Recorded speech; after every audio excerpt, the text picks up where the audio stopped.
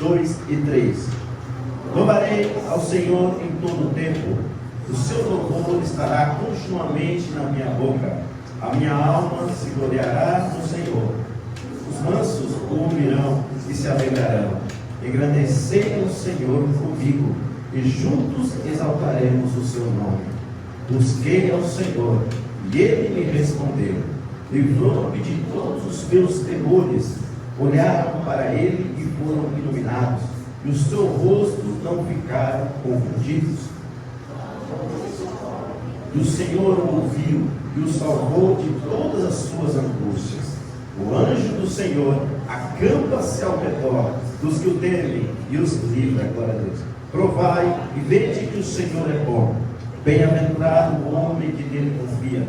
Temei ao Senhor, vós dos vossos santos, pois nada falta aos que temem. Os filhos do leão necessitam e sofrem fome, mas aqueles que buscam o Senhor, bem nenhum faltará. Glória a Deus. Vamos, né? Vinde, meninos, ouvi-me e eu vos ensinarei o temor do Senhor, que é o homem que deseja a vida, que quer largar dias para ver o bem. Um salmo, número 34, né? Um salmo muito importante e Davi, irmãos, escreve esse salmo nos momentos mais difíceis da vida dele. Os momentos mais difíceis da vida de Davi, ele escreve esse salmo. Porque não sei se está no título aí, antes de começar o capítulo, que Davi está passando por um momento difícil, onde ele, irmãos, teve que se fazer de louco para não ser morto. Então Davi está passando um momento difícil, então escreve esse salmo. Você lembra dessa passagem que ele teve que se fazer de louco, né? Saliva saída da sua boca, né? E ali ele teve que, porque ele estava diante de quem? De um inimigo, o filisteu. Então ele teve que se fazer de doido, porque senão ali ele seria morto, porque ele era o Davi. Quem não se lembra, e na época todos se recordavam de Davi. Era o grande Davi que matava muito filisteu, que era um grande general, um grande guerreiro. Mas ele teve que ali se fazer para não ser morto e foi expulso da presença do rei. Tira esse louco daqui, essa pessoa está louca. Então tiraram ele da presença do rei, ele não foi. O Senhor livrou ele daquele momento. E meu irmão, mesmo assim, passando por um momento desse difícil, Davi, ele consegue ainda escrever no começo do versículo 1, o que está dizendo? Bendirei ao Senhor em todo o tempo, e o seu louvor estará sempre. Ora, Davi, mesmo em um momento difícil, mesmo em um momento tão caótico da sua vida, ainda tem momentos, ainda tem fé em Deus. Então ele não deixa de adorar, ele não deixa de bendizer o nome do Senhor. Ele diz: bendirei ao Senhor o tempo todo. O seu louvor estará um dia, 2 dias, para sempre. Para sempre o seu louvor estará nos meus lábios. Então, queridos, não é preciso hoje ser um profeta para saber e entender que, assim como eu, você também passa por luta, não é? Talvez não seja como Davi passou, mas alguns até passaram e passam por essas situações difíceis, e que a gente precisa ser provado, e que a gente tem que estar realmente no momento fortalecido com o Senhor, senão a gente não suporta. Eu e você também passamos por essas lutas, essas dificuldades, ou não? Todos nós passamos, né, irmãos? Até que nós somos servos do Senhor.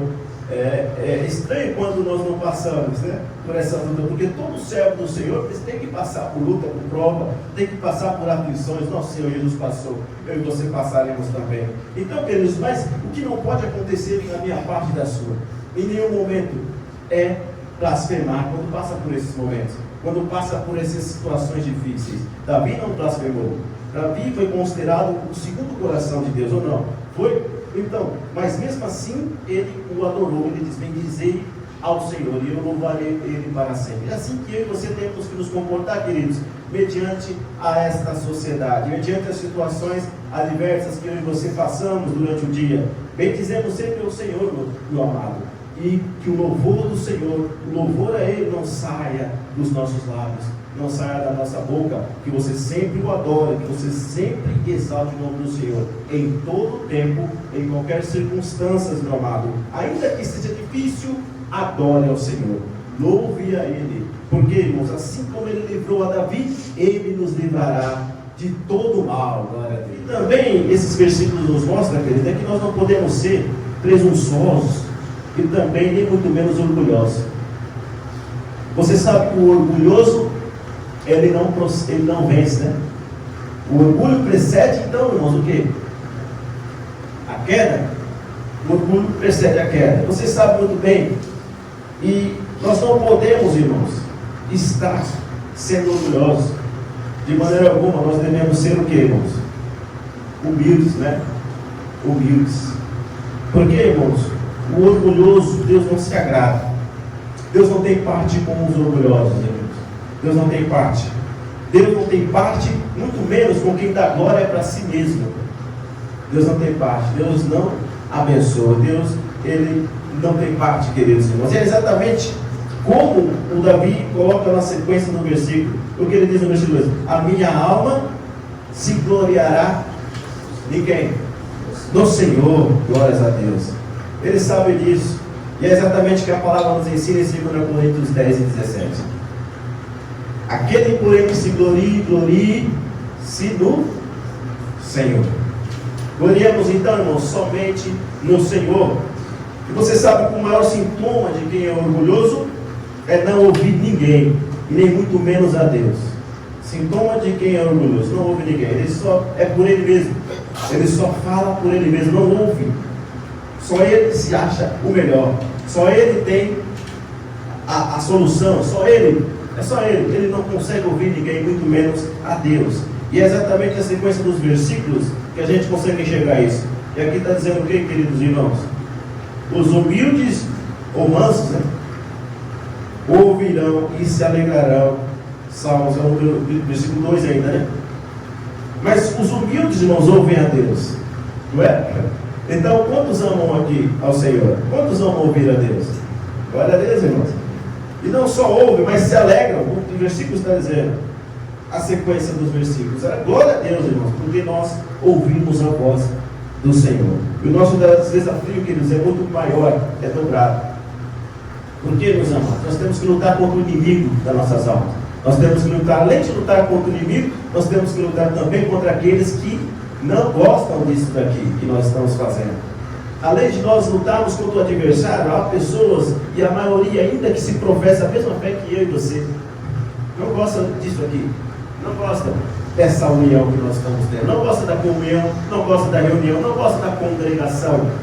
Veja, irmãos, pessoas que professam a mesma fé que eu e você, não gostam. Eles não conseguem entender por que nós nos reunimos, por que nós nos dispusemos a vir aqui hoje para adorarmos ao nome do Senhor. Mas o salmista, assim como Deus, o Senhor nosso Deus, ele ama a adoração coletiva. Ele ama a adoração coletiva. Olha o que o salmista diz no versículo 3. O que ele está dizendo? Ele está dizendo o que, queridos? Engrandecei ao Senhor com quem? Comigo, glória a Deus. Então ele está chamando, ó, vamos engrandecer ao Senhor comigo, vamos adorar ao Senhor comigo. E na sequência, e juntos, não sozinho, juntos, né? E juntos, o que mais?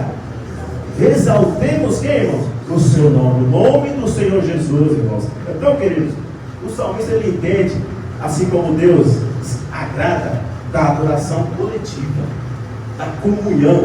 Além da comunhão, Deus ainda se agrada mais quando nos reunimos para adorar o nome santo do Senhor, irmãos. Ele está chamando para adoração. Vamos, não só, vamos vir comigo, vamos comigo e juntos vamos exaltar o nome do Senhor, irmãos. Quanto mais gente estiver adorando, irmãos, melhor será, né? Glória a Deus. Mais glória para Deus é dado, mais adoração sobe, mais o Senhor se alegra. Então, quanto maior o número de pessoas adorando, é melhor, irmãos. Deus se agrada, glória a Deus. Você entenda nessa manhã, queridos, que quem busca o Senhor de verdade fica sem resposta? Não fica. Ele não só responde, como também o que faz? Livra de todos os seus méritos. O que está dizendo no versículo 4, queridos? Busquei ao Senhor. Como? Busquei ao Senhor, e o que ele fez? Ele me respondeu. E o que mais? Me livrou de todos os meus temores. Glória a Deus. Então, queridos, não há o que eu temer, não há o que você temer, não há o que nós tememos, pois o Senhor é conosco, o Senhor é contigo, o Senhor é conosco. E a vitória é nossa, queridos, porque a palavra hoje nos tranquiliza isso, que nós venhamos o buscar e Ele vai responder, não só responder, mas ainda vai nos livrar, amém, irmãos? De todos os nossos medos, temores que você possa ter para a glória de Deus. Qual o 7? Mais forte ainda, hein?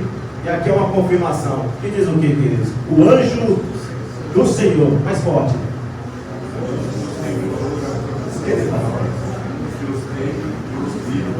Glórias a Deus. Então, irmãos, o anjo o que ele faz? Acampa ao redor de quem? De que os teme, o que mais ele faz? De os?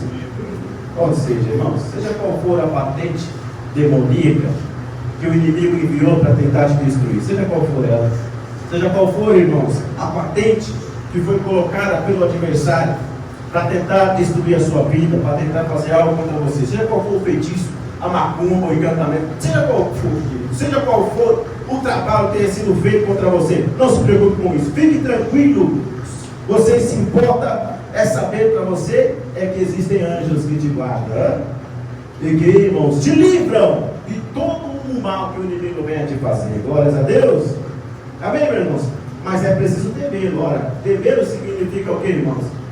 Servir ao Senhor, fazer a vontade dele, né? Agora, não vamos só ficar de palavra. A palavra no texto é muito bonita. Ó, o Senhor me livra e me guarda. Mas sendo que eu nem vou buscá-lo, sendo que eu nem o temo, irmãos, não vai fazer diferença. A palavra só dita, ela não vai, irmãos, nos livrar. Precisa ser de fato buscá-lo. Precisa ser de fato temê-lo. Precisa ser de fato, irmãos, estarmos em simbiose com o Senhor, para que assim ele envie o anjo e te guarda de todos os seus males, de tudo que o inimigo vem a te fazer. Pode o inferno te levantar de todo ele contra você, o Senhor vai te livrar. O anjo estará pronto para batalha e te guardar e te livrar. Amém, meu amado? Glórias a Deus. Deus é bom ou não? Sim ou não? Deus é bom, irmãos? Glórias a Deus. Dentro de várias provas, esta é uma delas, né? Que o anjo, ele envia o anjo para te guardar, né, irmãos? É uma prova, não? É uma prova de que Deus é bom. É o que está no versículo 8 também. Provai e vede, bem-aventurado o homem que nele. Ora, felizes são aqueles que confiam no Senhor. Felizes são aqueles que se refugiam nele. Irmãos, sem Deus não existe segurança. Não existe, irmão, segurança sem Deus. Alguém pode dizer, pode andar com tanta segurança, pode andar com polícia federal, pode andar com polícia, pode ter o que for, irmãos, a sua volta, em vão vigia o atalaia, se o Senhor não guardar a casa. Então, irmão, se o Senhor não estiver ali guardando, não adianta. Então a segurança somente está em Deus. Basta que nós confiamos em Ele, irmãos. Felizes são os que confiam, felizes são os que se refugiam no Senhor. Amém, meu amado? Nele você pode confiar ou não. Podemos? Eu te garanto que você não vai se decepcionar, como se decepciona com qualquer outra pessoa. Deus não nos decepciona, irmãos. Confie nele e nada vai te faltar. O 9. Temei ao Senhor, vós os seus. Vai faltar alguma coisa para você? Pois nada falta aos que? Então, queridos, resumindo, a gente vai adorar agora. Que você não saia do louvor dos teus lábios. Do louvor não saia dos seus lábios. Independente das circunstâncias que você vive, que você passa. É duro, é difícil, mas continue adorando a Deus. Não seja orgulhoso, seja manso, seja humilde. Não se glorie. Glorie-se apenas no Senhor. Os orgulhosos Deus não escuta, queridos. Somente os que são humildes e mansos. Esse sim Deus escuta e se alegra. Não se esqueça, irmãos, Deus ama isso aqui, ó. Essa comunhão Deus ama, esse momento Deus ama. Deus ama quando várias pessoas se juntam para adorar e exaltar o nome dele. Quanto mais pessoas adorando, melhor a adoração para ele, maior a adoração e glória para o nome do Senhor. Então, querido, que você possa entender que nada tememos, nele nada tememos. Os anjos do Senhor estão acampados à sua volta. Deus é bom ou não é? Se você tem prova, tem, porque ele manda o anjo para nos guardar, né, irmãos? Então, irmãos, vamos então continuando a agradar a Deus, fazer a vontade dele. Felizes são os que confiam no Senhor. Amém? Versículos seguintes, meus irmãos. O que o salmista discorre é sobre a importância de sermos justos. A importância, querido, que nós sejamos justos nessa terra é muito grande. E ela impacta diretamente o nosso relacionamento para com Deus. Se não formos justos, meus irmãos, o texto qual você acabou de ler, ele é claro. Deus não ouve as nossas orações. Deus não ouve, irmãos, nem muito menos nos guarda e nem muito menos nos protege. Ele diz, irmãos, que não compensa praticar a maldade. Enfaticamente ele está dizendo isso. Não compensa ser mal. Não compensa a prática do mal. O Espírito Santo hoje nos alerta, querido. E entendamos que o mal, a cada dia que passa, vem se alastrando, não é? Cada dia que passa, o mal se alastra. O mal se avoluma em nossos dias. A cada dia que passa, assim como uma pandemia infecta rapidamente um país, a maldade está assim para com a humanidade.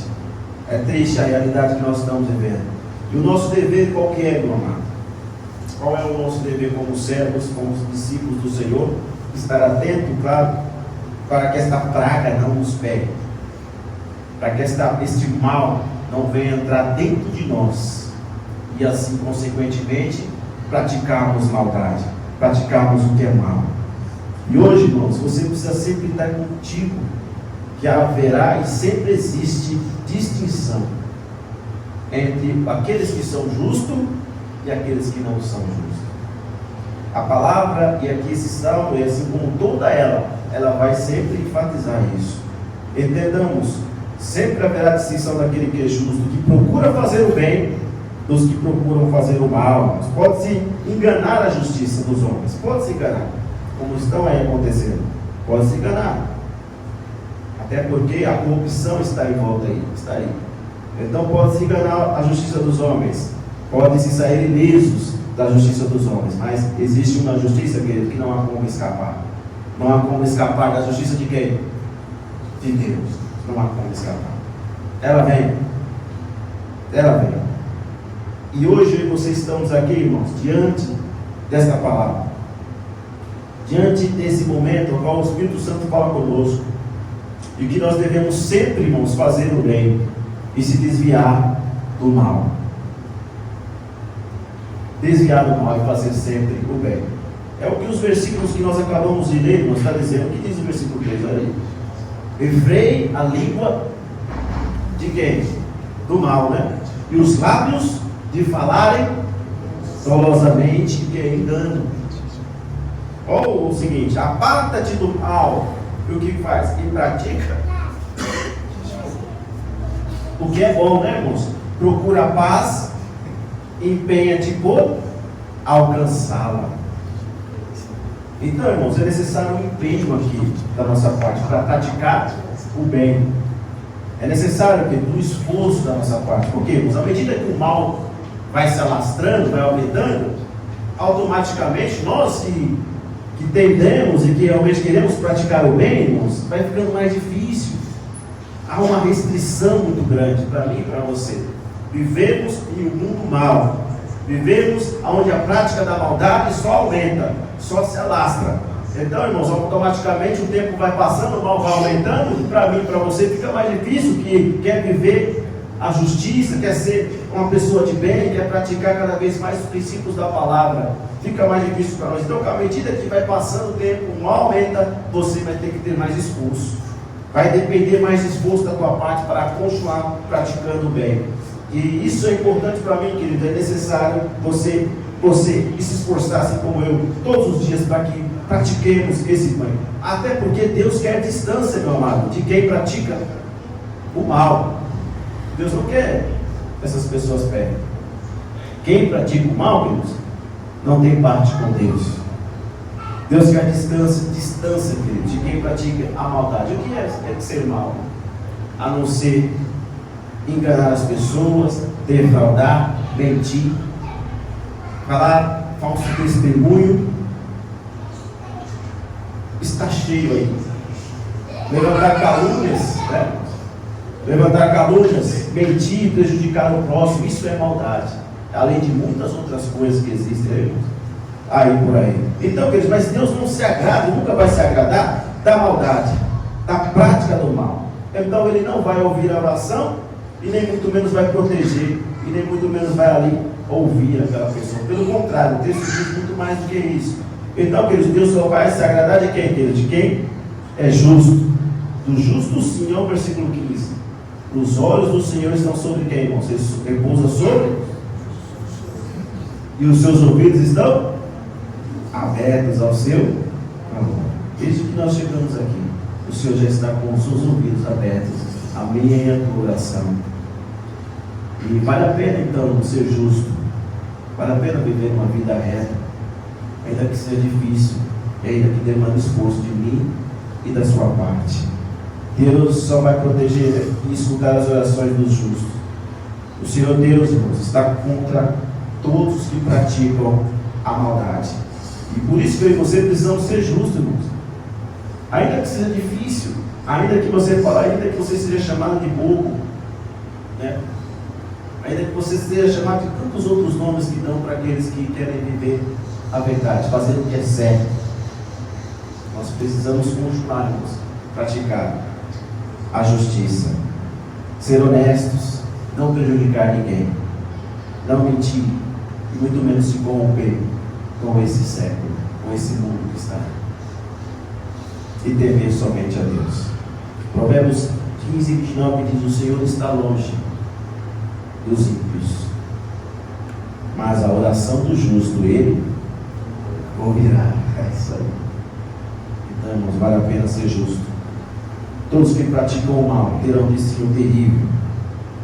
Olha o versículo 16: o rosto do Senhor está contra todos que praticam o quê? O mal, para lhes extirpar da terra a memória. Agora, os justos, olha o que acontece. Versículo 17: clamam os justos. E o que acontece, irmãos? O Senhor, Ele não escuta? Não, Ele os escuta. E o que mais? E os livra de todas as suas tribulações, angústias. Então o Senhor livra, irmãos, o justo. O Senhor escuta e livra. E o justo das suas tribulações, das suas que está passando, né, no dia a dia. Então, queridos, nas nossas orações não pode faltar o quê? Quebrantamento de coração. Não tenha vergonha de chorar, não tenha vergonha de dizer o que você precisa, não tenha vergonha de abrir o seu coração, que muitas vezes se encontra apertado, como o coração de Davi, nesse momento que ele escreve. E o versículo 18 diz o quê? Que o Senhor está longe? Estes que se apresentam com o coração quebrantado? Não, né? O Senhor está dizendo no versículo 18: perto está o Senhor de quem? Dos que têm coração quebrantado. Irmãos, não adianta a gente só falar da boca para fora, chegar diante de Deus e começar a dizer só para palavras bonitas, né? Palavras que realmente aí você acha que são bonitas, mas Deus, irmão, Ele vê dentro do teu coração e vê lá dentro. Então, se Ele vê que você não está com o coração quebrantado, se Ele vê que você já está jogando palavras ao vento, irmãos, não adianta de nada. Nós só estaremos gastando saliva. É por isso que nós precisamos, todas as vezes que entramos na presença de Deus, com o coração quebrantado, com o coração aberto, para que Ele então possa viver e possa então nos ouvir e nos livrar das nossas angústias, do nosso coração que está muitas vezes apertado, e trazer resposta para mim e para você.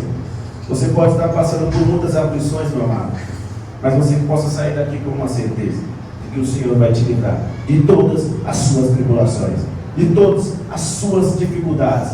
O Senhor nos livra, que o Senhor vai te livrar das suas aflições. Tenha paciência e continue a clamar. Seja sincera perante o Pai, com o coração quebrantado, e Ele, irmãos, vai te livrar para a glória do nome dEle. Olha 19: muitas são as alegrias do justo, as coisas boas, muitos são os prazeres do justo. É o que, irmãos? Muitos são as aflições do justo, vírgula, mas é o que? O Senhor nos livra de todas. Glórias a Deus, irmãos. Pode ser, irmãos, muitas aflições que nós temos vivido ao longo da sua trajetória. Pense aí, tantas lutas, tantas aflições que você já passou. Você continua de pé, você continua servindo a Ele. Se você, cada um aqui, for contar o que já passou na vida, ficaria aqui, cada um ficaria dias e dias contando sobre as aflições que você passou, todos os momentos difíceis que você já passou na vida. Se você fazer da sua memória, for buscar lá atrás, Ou como é que eu consegui passar por aquela situação, hein? Como que eu consegui passar? É por isso que o salmista diz: as aflições dos justos são muitas, né? Não há uns que queira viver a verdade, que queira viver a Cristo de verdade, que não passe por aflição.